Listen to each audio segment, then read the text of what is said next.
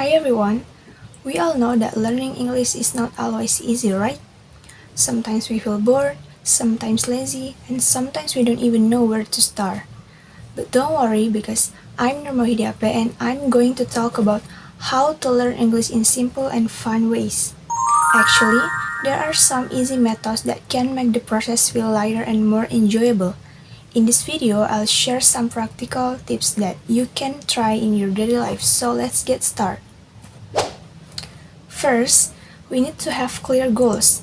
If we learn English without knowing where we want to go, we'll easily get bored and quite halfway. So ask yourself, are you learning English for daily conversation, for academic purpose, or maybe for your job? With clear goals, the learning process becomes more focused and meaningful. In fact, according in Cambridge English, setting specific goals can boost motivation and make it easier to track progress. Once you have a goal, the next important thing is consistency. Learning a language is just like exercising. You only see results if you do it regularly. You don't need to study for hours, just 30 minutes to 1 hour a day is already very helpful. What matters most is being consistent. The British Council also mentioned that short but frequent study sessions are more effective than long but irregular ones. Next, try to surround yourself with English in daily life.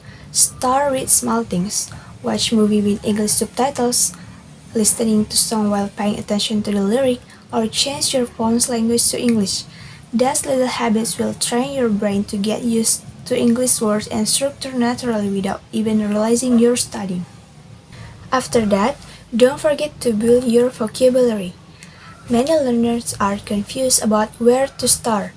My tip: focus on everyday words like food, daily activities, or simple conversations.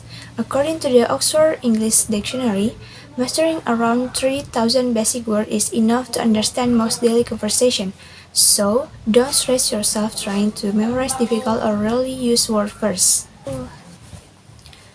Now, practicing speaking is also very important.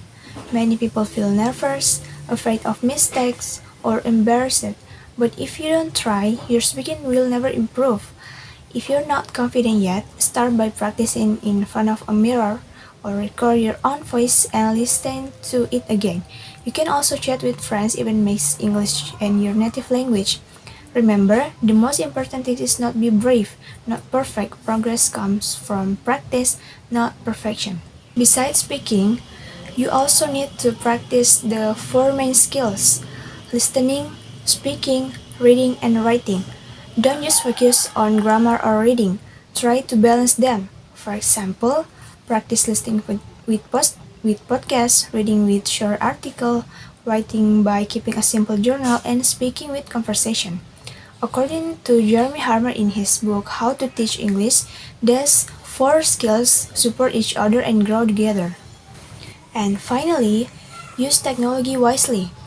Nowadays, there are so many free apps that can help us learn English like Duolingo, BBC Learning English, or even YouTube learning channels. So instead of scrolling through social media for too long without purpose, why not spending a few minutes learning something useful? Now, technology can be our best friend if we use it wisely. Learning English is a long journey, not a quick race. Every day you take a small step forward. Don't compare yourself to others, just compare yourself with who you were yesterday. Keep trying, enjoy the process, and believe me, the small effort you make every day will lead to big results in the future. Keep up the spirit and never give up on your English journey. The point is, learning a language takes time, patience, and consistency. But if we have clear goals, practice every day, and turn into a habit, everything will get easier. Remember, practice makes progress, not perfection.